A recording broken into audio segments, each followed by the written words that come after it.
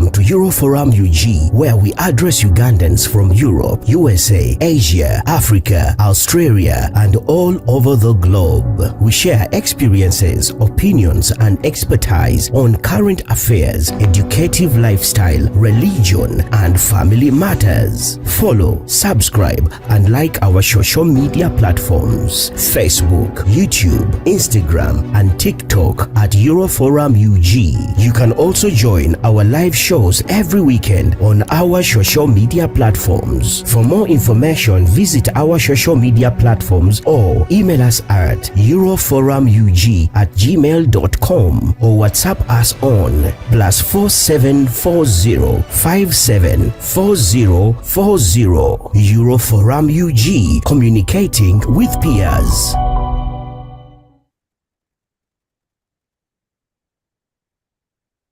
Good evening, everyone. Welcome to the Euroforum platform. Janatia Nagolola, one of your hosts on your Euroforum UG.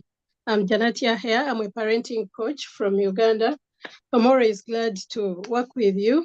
And Euroforum platform is a platform is a distinguished platform where we deal with a lot of matters. For example, we have intellectual and spiritual enrichments through a lot of insightful sessions and expert-led sessions, and also community engagement. One of our mission at Euroforum UG is connecting peers and also facilitating conversations that inspire transformation in our community and all over the globe.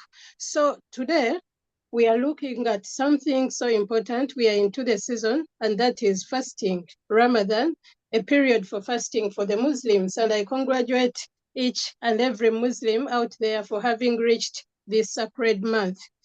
Today, we are talking about something so important, and that is Ramadan. Ramadan is beyond the hunger, a journey to spiritual, a journey of spiritual growth and self-discipline.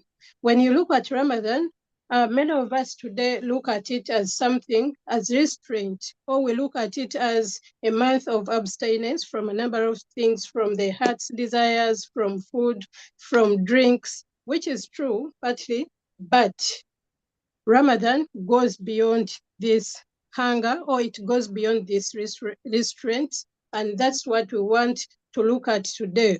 It is a month of self-reflection, it is a month of spiritual purification, and it is a month of personal reform. To help us appreciate this topic, we are so glad to have had one of our esteemed life and personal growth coaches, Namuli Shamimu. She is so much into personal growth and spiritual development. She is such a well-founded lady in those areas. So today, I would like to call upon our guest, Coach Namuli Shamim, to say hi to our viewers so that we can proceed with our session.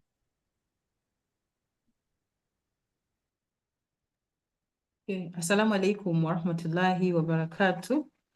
Peace be upon you all, our viewers and listeners. I'm called Shamim Namuli, and I'm here to give justice to the topic. Janat, do you need more? Yeah. Thank you so much, Shamim, for that intro. So, Shamim, as we have already given a hint, at Ramadan, many of us look at it as a month of being hungry. We look at it as a month of abstinence, in that people will think that maybe we can abstain from certain things, and maybe after Ramadan we can go back to them. I think you've had such scenarios whereby people think maybe I can go away from zina, I can go away from music, and then I'll come back to it after Ramadan. We look at it as a month, a period of being hungry. So we want to appreciate the fact that Ramadan goes beyond this. Depending on your expertise, Coach Shamim, I would like us to give us clarity into what do you think when we say that, a moment. What do you think when we say that Ramadan goes beyond hunger, according to your expertise? I would like you to throw us more light. How does fasting in Ramadan go beyond physical hunger and thirsty to nurture spiritual growth so that we can get maybe that misconception out of our hearts? What do you think, Coach Shamim? Okay, thank you so much for that question. It's really of importance to let our viewers and everyone who is on this call to really understand and know. However, before I dive into that question, allow me give comfort to our viewers that I'm really passionate about my religion, and I love to see everyone thriving, like embracing our religion without fear, like with a lot of enthusiasm, with a lot of passion, being knowledgeable, and the rest. So, and I believe us being here, sharing religion is really something which is really important. However, coming back to the topic I have to handle today is exactly what Janet has really asked me. And yes, Ramadan is beyond hunger. Is really beyond hunger. But I would love to ask our viewers, like, are you aware that we have really fasted like half of this blessed month? Almost half. Are you aware? Yeah. Like, Yeah. how has the journey, like, if I have to understand that, how has the journey been so far on your side? Is it really something really energizing, or you really need to do a reset today? Are you like moving on the pace? So we are here with reflections and resources to help you realign and keep you. This is bringing me to Janati's question, where she ended with the spiritual growth and self-discipline.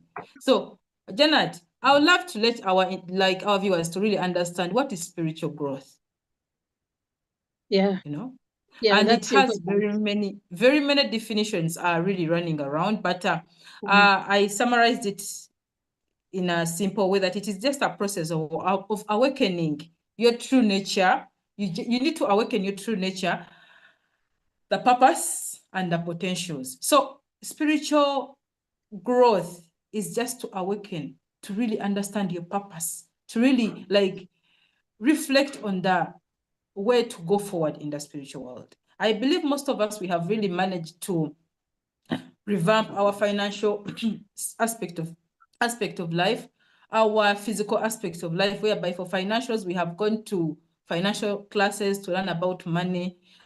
Physical, we have gone to the gym. We have coaches who are coaching us in the gym. We have food nutritionists who are really watching on what we are eating. But on the spiritual side of it, how are you renewing your spiritual life? How are you awakening it? And it is the real purpose why we are here. And still, I want to describe properly what is self-development is. Self-discipline, sorry. Self-discipline is the ability to make yourself do things you know you should do, even when you don't want to do them. You know you have to go for prayers. You know you have to pray on time, but you're just reluctant. That means that you're indisciplined. But when you are disciplined is where you do a thing you know you should do, even when you don't want to. It's raining, you don't want to go to perform ablution, but you're like, let me force myself. And at least I do tayammum. Let me force myself, and at least I give charity. So that is what is in our definition. First of all, personal growth, self-development, and Ramadan. And Ramadan, it is the 9th month of the Islamic lunar calendar. Lunar calendar, we have different types of calendars, but for us, we follow the lunar calendar. So this is the period profound for spiritual significance, where we really embark on our spiritual journeys for all over Muslims all over the world. So Janati, coming to the topic you gave me, we really need to really understand, is Ramadan beyond anger or a month of spiritual growth, as I've explained, to awaken our natural purpose and self-discipline, to do something we don't want to do, but we have to do it? I think now we are aligning. Yeah, we are aligning. we are aligning. So I don't want to leave anybody behind, because I would love to dive into this, all of us. So you talked about self-discipline. Is it like abiding to the rules and regulations? Because you said someone doesn't want to do something, but you have to do it anyway. So can we take it like abiding to the rules and regulations? Of course. And Islam is discipline. Islam, our religion is discipline, because even fasting, it is discipline. You understand? Fasting, even the first day was a challenge to most of us. I remember I was with a colleague somewhere, and she was like, when it clocked 4 p.m., she started looking for where to unfast from. Where am I going to unfast from? At 4 p.m. And I was with this person up to 6 p.m. Nenga, what is on her head is where she's going to unbreak the fast from. Yeah. Understand? Okay. Is there any question, or I continue? Yeah, you may continue, Shamim. So I wanted to explain about Ramadan, that it is a sacred time marked by fasting, praying, self-discipline, and acts of charity. So in Ramadan, those are the main acts we do. We fast, and fasting is entailed with a lot of things: prayers, self-discipline, and the act of charity. And moreover, it's not all about only abstaining from food and drinks. No. Ramadan is a transformative journey of the soul. Of the what? Of the soul. Because spirituality is with the soul. It's not with anything, but it is us feeding our soul, so that one can foster self-reflection, gratitude, and unshakable connection with Allah. I think it's clear.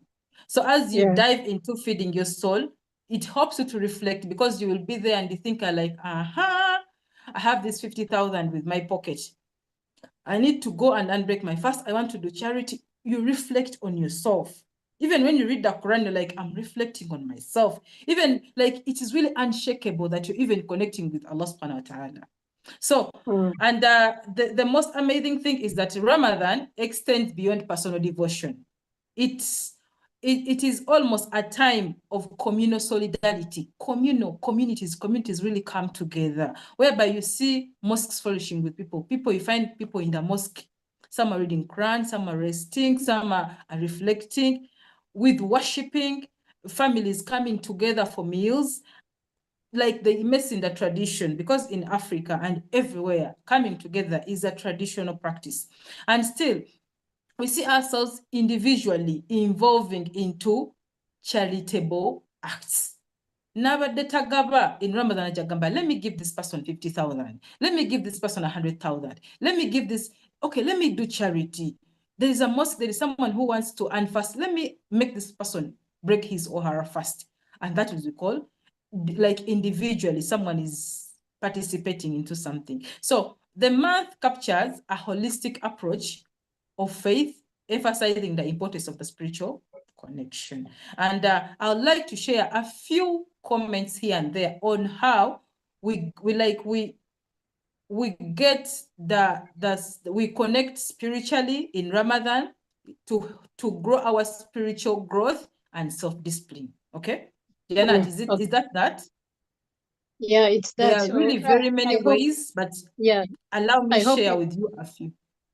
Okay, it's okay, Shamim. It's okay, you may share a few. Let me share. Number one is the divine revelation and significance of the month. Do you know, do you even remember that it is in the month of Ramadan where the Quran was revealed? Yes, it is.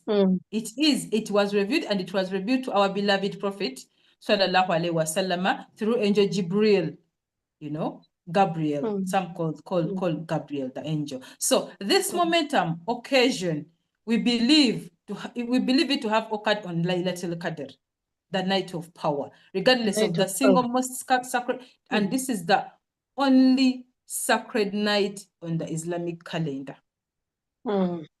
Yeah. So is it better than 1,000? Is it 1,000 years? Exactly. That night of power. Yeah.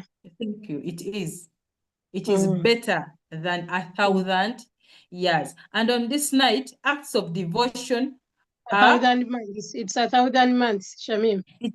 It's 1,000 months. Yeah. That's what I was going to, that on this night, acts of devotion are equivalent in rewards to those performed over 1,000 months.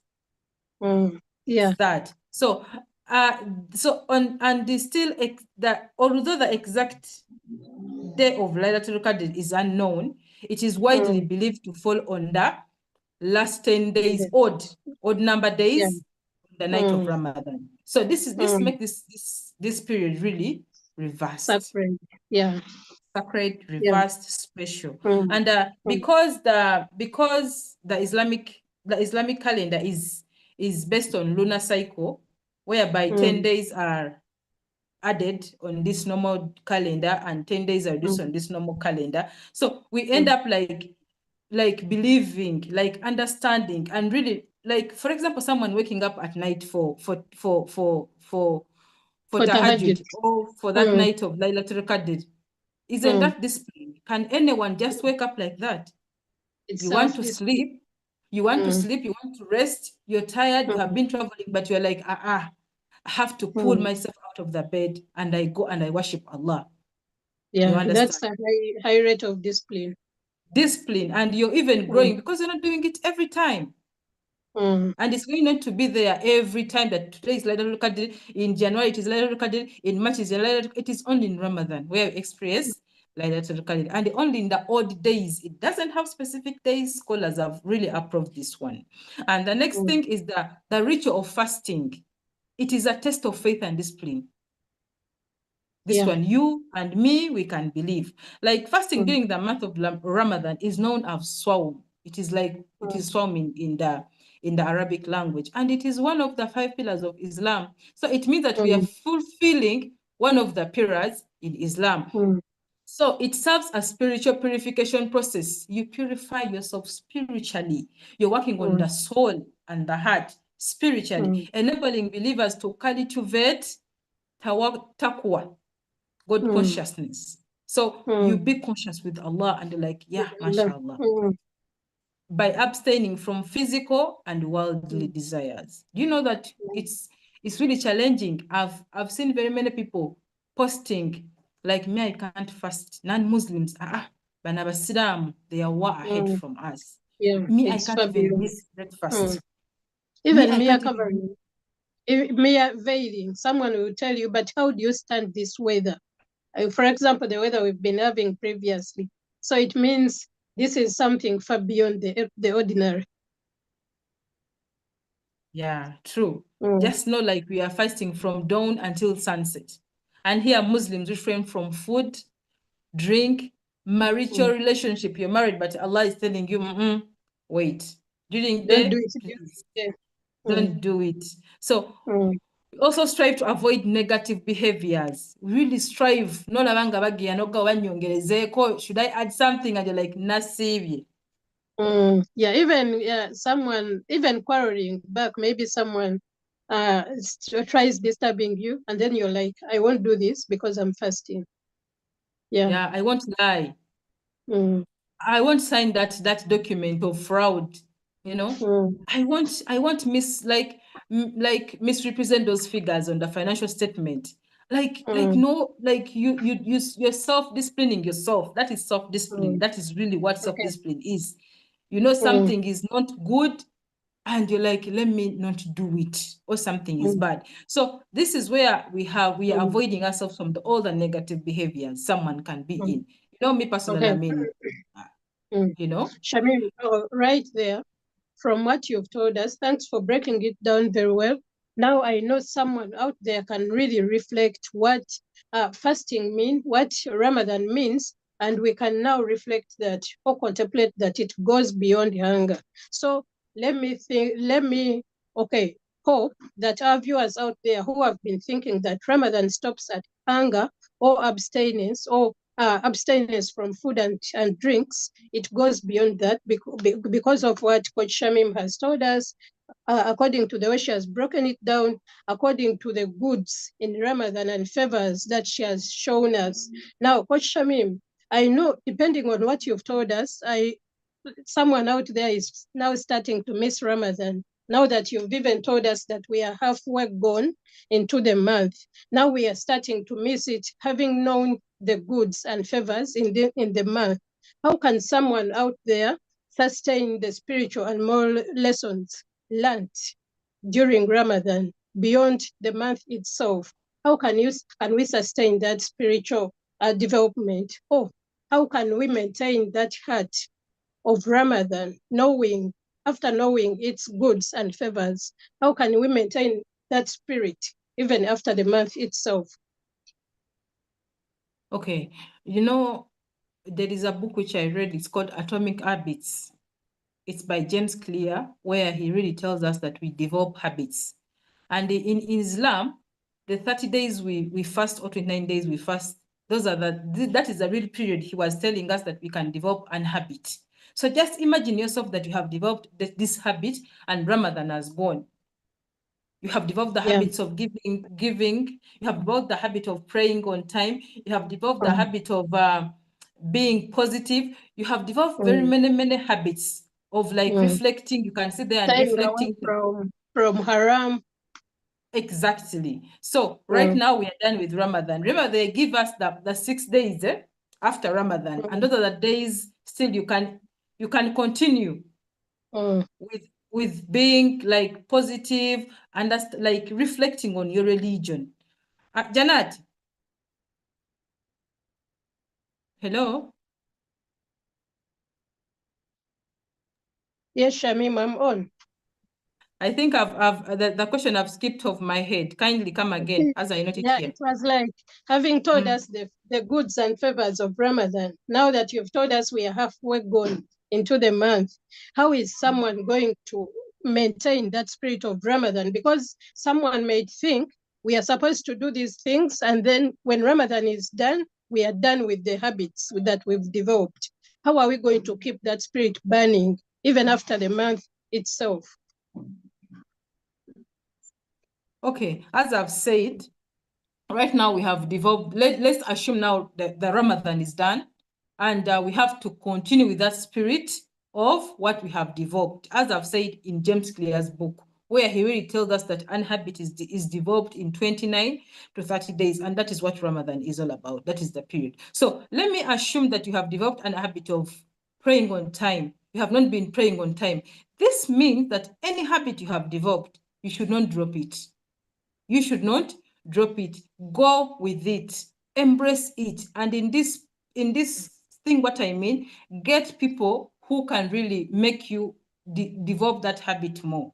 You know, if you have a WhatsApp group of Muslims who are really practicing Islam, don't go away from those groups. Many of them do exit after Ramadan. Don't exit. If you have tried to unfollow people on social media, please, if you're not learning from them, if they no longer serve your purpose as the habits you have developed during Ramadan, kindly go and follow. Like, do a personal growth detox. You know, detox, like unfollow them. Understand that, yes, I've developed the habit of putting on a veil. Now I need to be around people who are really veiling so that I don't feel like it is something which is really making me uncomfortable. Join those communities. Join like people who are really of the same caliber like you. Embrace them and don't sabotage yourself. At least make sure that I've been reading the Quran every day. Or I've been reading this surah. It has been really praying, like, let me say Surah Al-Baqarah, last 2 verses. They have been playing on my phone. Take time and you're like, I've been listening to these verses. Can I sit down and I get, let me say, something to be playing it every day? So that you're reducing on the music as Ramadan has gone. So that you prepare yourself, you prepare your mind, and you focus, so that the next Ramadan finds you when you're really aligned. So whatever thing you have developed, whatever habit you have adopted, good habits, let me say you're getting away from talking negative things, gossiping, conflicting, lying. Please learn to listen to podcasts. Like put on your earphones, like, today I'm going to listen to this scholar. Today I'm going to listen to this scholar, so that you really develop your spiritual life with a lot of love. Yeah, thank you so much, Coach Shamim. I like that, and I feel now relieved because we have many of the people that have started, have started practicing, for example, this Ramadan, because each and every time we get new people, each and every time we get new devotees, the mosques are full now all over, wherever you go, the mosques are full, many people are veiling, but I was on tension that people are going to abandon this after Ramadan because perhaps many of them are ignorant or they don't even know what to do, or something, devotion and spiritual development stops in the month itself. But now you've given us those tips. I hope our viewers out there are going to try practicing such things even after the month itself.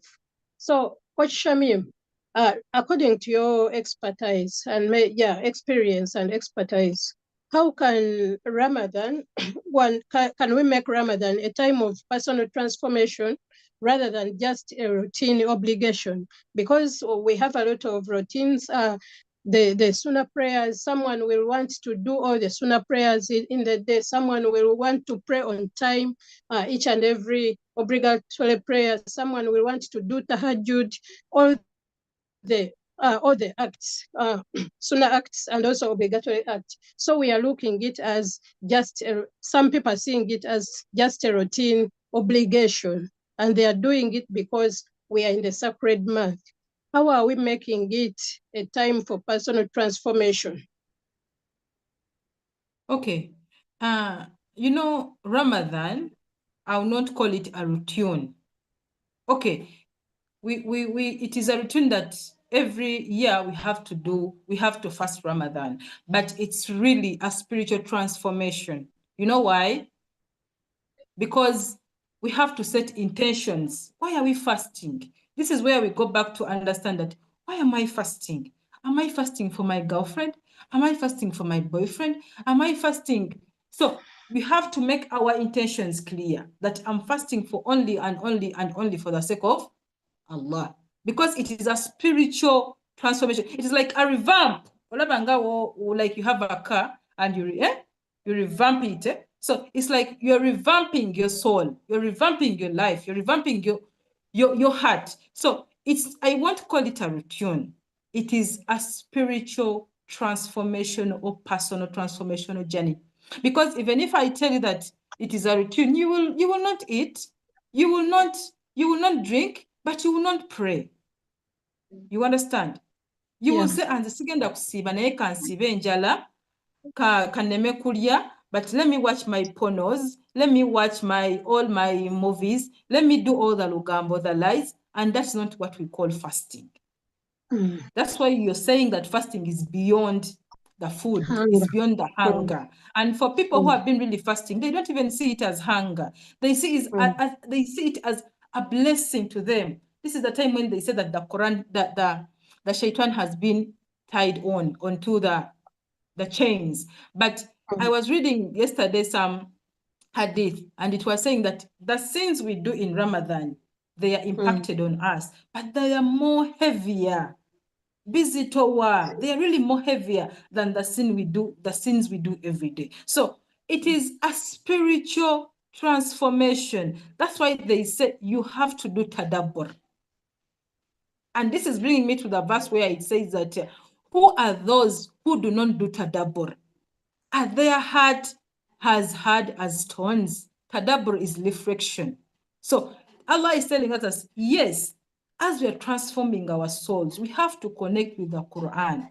And as we are connecting with the Quran, we have to reflect tadabbur. Me and you, Janet, and the people who are watching us today, they cannot do tafsir because tafsir is done by scholars, but we can do tadabbur.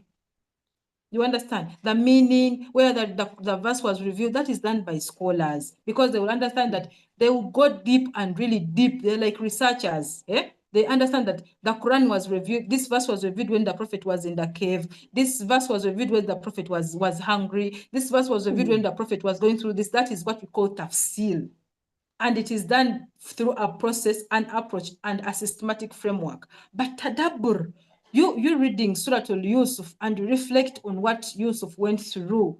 You may be going through the same thing and reflect it on yourself. That's what we call the spiritual transformation. You transforming yourself, the spiritual growth. You understand? So first thing first, let's connect with the Quran. as much as we can. And sikugamba kusoma the Quran and finish it all. Even if you reflect on Surah Al-Fatiha, you understand why it was revealed. Why this verse was revealed in Mecca, not Medina. You understand? You said that this verse, like they say, Allah will guide us. Am I using Allah to guide me? Or am I using some other person to guide me? Okay, when you face a challenge, what are the people you first talk to? Do you have to first call 1, 2, 3, 4, 5, 6, 7, 8, 9, 10 people before even communicating to Allah, before even bowing down and tell Allah, Allah, I'm really going through this challenge. I don't know who is going to guide me, but I believe it is only you who can guide me. That is reflecting on Surah Al-Fatiha. Show me the right path, the right path. Are you really like feeling that Allah is showing you the right path? And how can He show you the right path when it is the last person you tell when you face a challenge? You know, it is really not easy, but it is us to believe and understand that it is only Allah and only Allah and only Allah who can show us the right way. You may find someone Ngale Abade, he wants to hear anything about Ramadan today, and boom, he jumps into us today. You get, and he's being guided. So Allah is making that person to jump into us so that his or her soul is transforming. So going back to your question, it's not a routine. It's not a routine. It is a spiritual transformation. Because Allah let me not let them to fast. But since I want to revamp their souls, I want them to remember me. I want them to come back to me. I want them, as He says, remember me, I'll remember you. Come crying, come walking, I'll come to you standing. So it is a spiritual transformation or personal transformational journey. Thank you. Yeah, thank you so much, Shamim.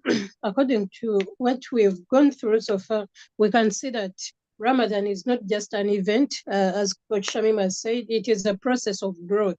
It's a test of resilience. It's also a roadmap to spiritual elevation, as she said. And if someone abides with whatever we are hearing today, because we are having a lot of lessons from a lot of people, from sheikhs, we have darsus. If someone can abide and also implement whatever he's learning today, we are going to see it as a roadmap into spiritual elevation. I can see, Moses, we have some messages on Facebook. Can you kindly help us read out that message? Moses.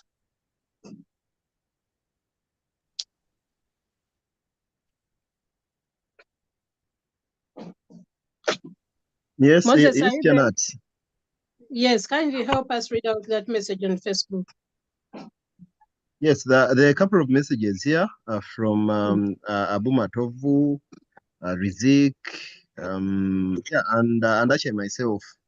But Abu Matovu said, "Mashallah," somewhere, and he comes with okay, was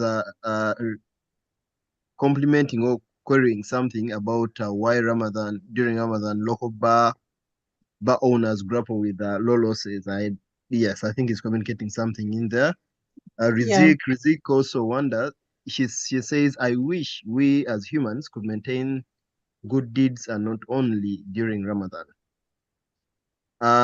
Yes, and I think my question also rhymes well with Rizik's, where I asked Shamim that what she thinks makes it hard maintain the same quality of life even after Ramadan. Yeah. Thank you. Okay. Thank you so much, Moses, for reading out those messages. Kindly keep the messages coming on Facebook, because we would like to hear more from you. We would like to interact with you and know what exactly you would like to know about the topic. So keep the messages coming, dear viewers. According to Matovu, he was like, why do bars make a lot of losses during Ramadan? Thanks so much, Matovu, for that question. I will drive it right to you, Shamim. Okay, thank you so much, Matovu, for that wonderful question. I believe, Janet, you know that I'm a Rotaractor or a Rotarian. Yeah, I know. Yeah, I know. You have been in our spaces and people have been talking about these intoxicants. Yeah, the truth is, in Rotary, we have what we call Chimeza. And Yeah. after our fellowships, we do chimeza, and it's where people drink, people do whatever they want as they are thinking about what to do the next project, how to do the next project, and the rest. Interaction, when they are We interacting. interact. Yeah. Yes, we interact. And I want to assure you that Muslims do buy these intoxicants. Sure. Yes, I'm talking from an angle because I'm from them. They buy, they even buy for some don't even drink, but they buy for others. That's Yes, something new. Yeah. it's not new. It's you have to do your research. They It don't sounds drink. great. Yeah. Yes, it may sound the way it sounds, but this is where Muslims buy for non-Muslims. Booze buy for non-Muslim whatever they want, you know, and they even be with them. So yes, bars get locked, and even people complain because me, I be around those spaces and they're like, ne Hassan, even Hassan who used to buy for us wine is now fasting. What the hell? You know? We They can no start longer buy for complaining. us. Yeah. Yes, they start complaining, but most of them, they do such things because they want to fit in. That is number one. You know, they want to fit in. Some of them, they want to they have their own intentions. And me and you, we know that Allah judges us on our intentions. So for you, if your intention is to be around bars and feed the people whatever you want to feed them with, in line with that, still Allah will judge you in that direction. But if your intention is to be around charity organizations, giving out Quran, doing what, and the rest. And I believe that's why Janat and the team of this forum, they are putting out these things for people to really understand. I want to bring you to attention that everything you do is not judged by how excited you are, of how good you are. It is judged on your intentions. What is the intention of you entering in a bar? What is the intention of you buying or making Shamim, who is not drinking, and turn her into a drunkard? What is your intention? That is what Allah is going to look at. But the truth is, Matovu, bars are not like working normally as they have been working, because even Muslims, they drink. Wow, even Muslims, they smoke.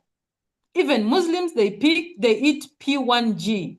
But now they're abstaining because it is Ramadan. I won't be shy to say it because I know. It's so Hey, unfortunate. Janata, I know you're feeling bad. Don't feel bad. That is what is really happening. So if right now most of them are abstaining, Alhamdulillah, let's pray and let them really reflect with themselves and don't do such acts again, because they also know they're not right. The next question I had is, do you want to read it?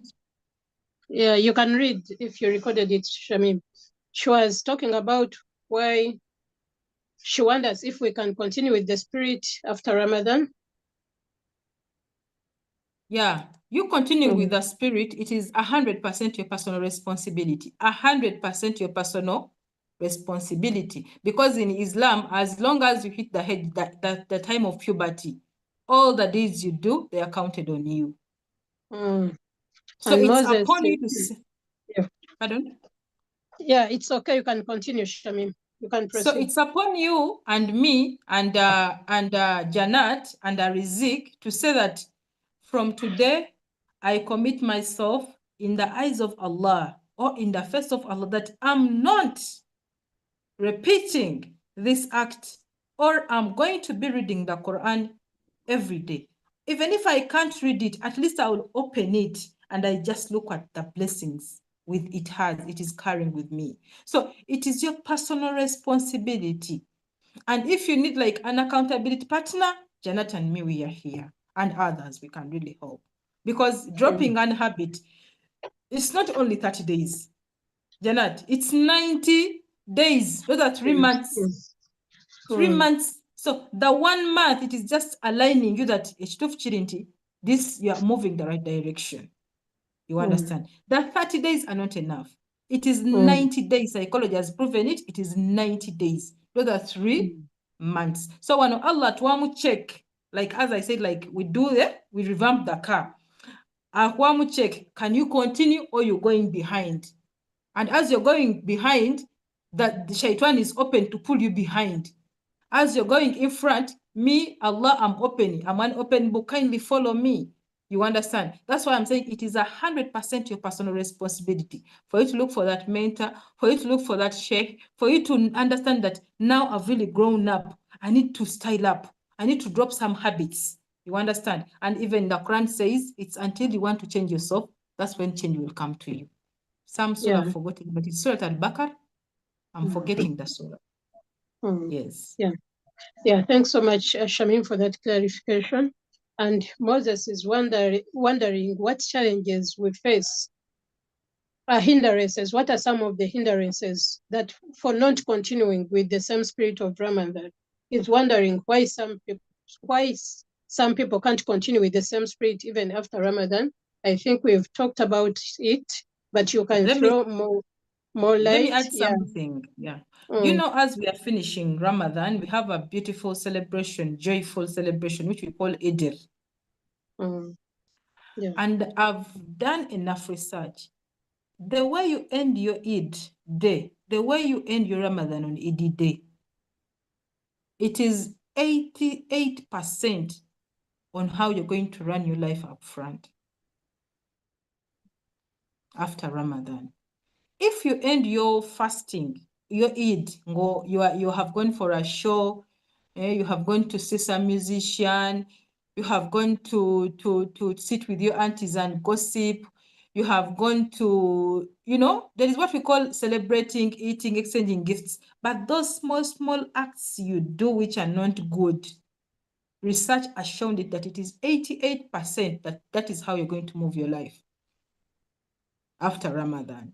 So as we are celebrating, as people are inviting us for Eid, as everything, let's filter what we are going to do on that day, because it is 88% going to be the life you're going to move in. If you spend the whole day of Eid gossiping, complaining, you are in negative energy. We call it negative energy. The shaitan is like, aha, I've got this one also. Aha, I've got, because for it, it just whispers. It's like, talk about Janat, talk about Musa, and that is the life you're going to move in. But if you choose, like, I'm going to spend my Eid with my family, celebrating, showing gratitude to ourselves, practicing charity, you can even choose to go and visit sick people in the hospital. You're like, this Ramadan, let me go to Molago, and I spend my day with the people in hospital. Okay, let me go to the disabled children, that people who really, and I spend a day with them. You connect with nature. Okay, you are like, let me go and I be around animals and I feel the love. Like, please, let's normalize these abnormal things. Let's get away from what we saw our grandmothers doing on Eid. Eating as if you have never eaten. Do we really eat to grow anymore? Eating to die. Eating to die. When we are young, we used to eat and they apply mafuta paraffin on our stomach. So that you don't. I don't know. Do we really need to be like that?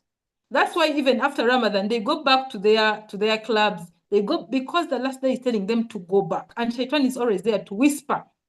Shaitan is very weak, that it just whispers only.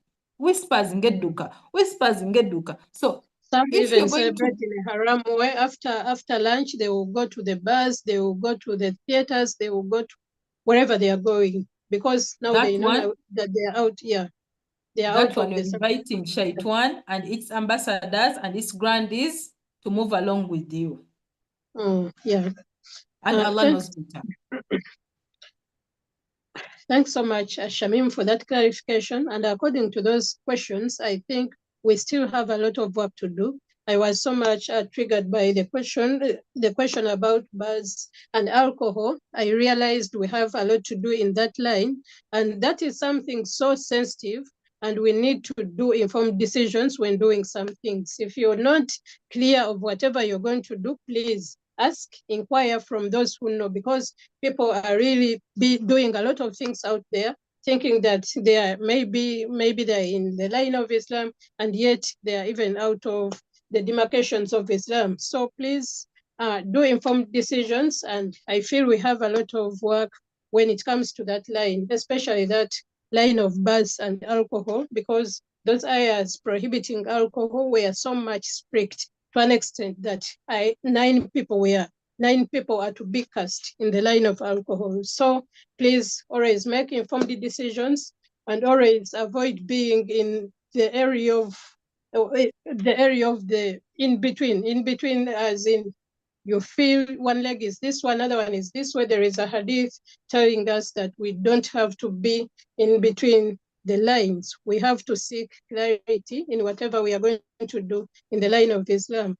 Our viewers out there, I think according to what we've so far shared, I would like to ask you, what is that one commitment that you're going to make to yourself this Ramadan to go beyond hunger and truly transform? What are you committing yourself to do now that we even have more 13 days to go? Because I know as far as I know, tomorrow is the 17th day.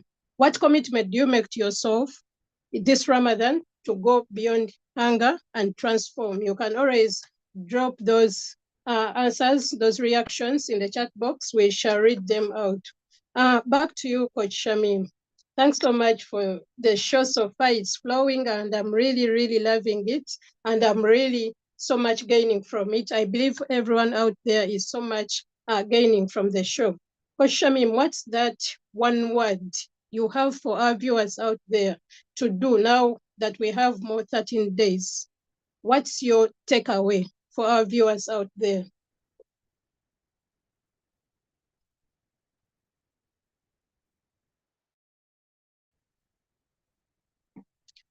Coach Shamim, you are muted. Okay, thank you so much, Janet. That one thing I'm going to encourage the viewers who are watching us today. Yeah, your takeaway, it can be 1, 2, 3, or yeah. Okay. Number one, I'm going to encourage them to do a lot of charity. Reason being that even if, as they are weighing our deeds on the last day of judgment, or even when we die, it is our good deeds which are going to be like there for us. So don't shy away from participating in any charity drive you're saying. Even if it is 1,000, even if it is a cloth, please participate in that charity. Even if they are buying mats for a mosque, please participate in that charity, because it is really of good rewards and sadaqah. There are people who cannot fast. They are sick. At least make sure you're helping a Muslim to unbreak his or her fast. Any person, like, don't shy away. Don't like even be offended that I'm fearing, I'm not fasting. It is only Allah who knows. So that is number one thing. Actively participate in charity and sadaqah.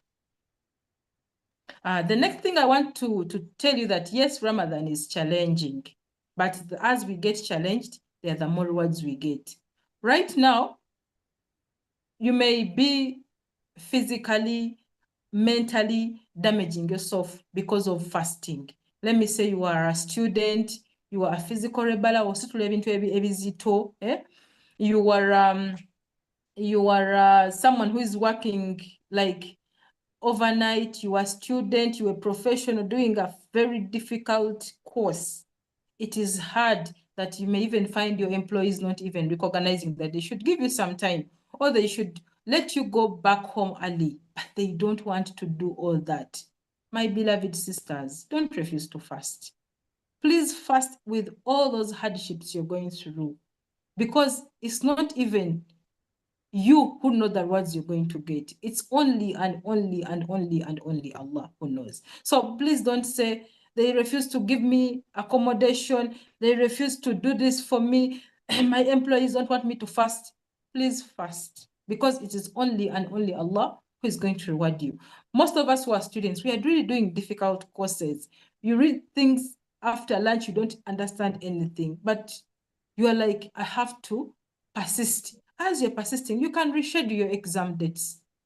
Okay? You are like, I had to do this exam in March. Let me do it in April when I'm done with Ramadan. So don't tie yourself. Please open up yourself for anything which is there for you, but don't refuse to fast and don't refuse to pray the 5 daily prayers. Even if you cannot do Tarawih, even if you cannot do Tahajjud, at least try to play the 5 times in a day. And for those ones who can go an extra mile, we appraise you. May Allah give you what you want. May Allah bless you with whatever you want. Because the reason why I'm saying this, I don't want to show people that Islam is something we have to fight with. No. Let's not fight with it. Let's embrace it with a lot of passion and love. And the last thing, Janet, I want to tell our viewers, we are going to celebrate Eid. At the end of this Ramadan, which has stressed you mentally, physically, and the rest financially, we have to celebrate Eid. Let's not focus on the clothes we are going to put on. Let's focus on seeing the good deeds Allah is going to take.